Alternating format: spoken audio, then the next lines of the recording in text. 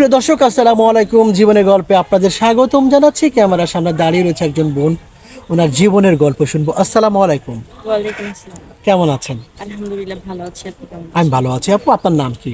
আমার নাম লিজা। লিজা। লিজা, শুরুতে একটা প্রশ্ন, আপনার হাইট কত? আমার হাইট 5 ফুট 8 ইঞ্চি। 5 ফুট 8 ইঞ্চি। জি। ও, বুঝতে পেরেছি। আপনার বয়স কত? আমার বয়স 21 প্লাস, মানে 21 বছর প্লাস। 21 বছর প্লাস। জি। দেশের বাড়ি কোথায়? আমার দেশের বাড়ি নওগাঁ। নোয়াগাঁতে দেশের বাড়ি। পরিবারে কে কে আছে লিজা? পরিবারে আছে আমার মা আর ছোট 2টা বোন। মা এবং ছোট দুটা বোন। জি। বাবা কি হয়েছেন? বাবা মারা গেছে। বাবা মারা গিয়েছেন। কতদিন আগে মারা গিয়েছেন? 4 বছর।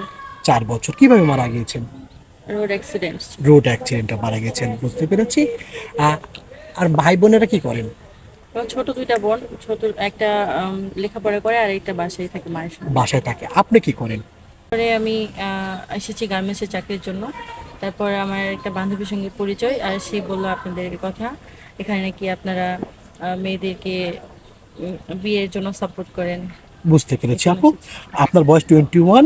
আপনার যাকে বিয়ে করবে বা অনেক পুরুষ আছে, কেমন বয়স চান আপনি যাকে বিয়ে করবেন? বয়স কোনো ফ্যাক্টর না, হচ্ছে একটা ভালো মনের মানুষ চাই আমি। ভালো মনের মানুষ চান, তাই না? মন তো বাইরে থেকে দেখা যায় না, তাই না? জি।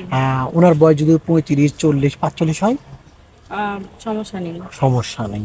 উনি বিবাহিত, যদি ওনার স্ত্রী মারা গিয়ে থাকে, চলে গিয়ে থাকে, তাহলেও সমস্যা নেই। কেন আপনি অবিবাহিত মেয়ে একজন বিবাহিত পুরুষকে কেন বিয়ে কারণ করবেন? হচ্ছে উনি আমার মনে হয় যথেষ্ট ম্যাচিউর হবে, উনি বুঝবে কিভাবে সংসার কি সামলাইতে হবে, কিভাবে উনি চাইলে আমার পরিবারকেও সাপোর্ট করতে পারবে, আমার মানে এই সমস্যাটা বুঝবে। বুঝবে, আপনার এক সবকিছু কথায় বুঝবে। ম্যাচিউর বুঝতে হবে, হ্যাঁ। বুঝতে পেরেছি। আপু, আপনার সাথে যোগাযোগ করবেন কিভাবে?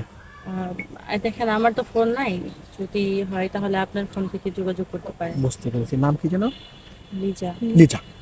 প্রিয় দর্শক, ওনার নাম লিজা, ওনার দেশের বাড়ি নওগাঁতে।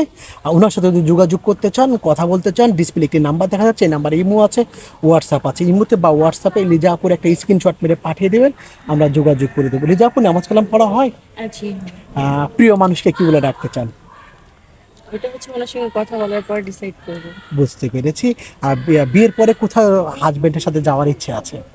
হাজবেন্ডের ইচ্ছে অনুযায়ী যাবো, আমার ইচ্ছে, কোনো ইচ্ছে নেই। আপনার কোনো ইচ্ছা নাই নাকি? ওর ওর সুখে আপনার সুখ। জি। লিজা আপু, ভালো থাকবেন। আসসালামু আলাইকুম। ওয়ালাইকুম আসসালাম।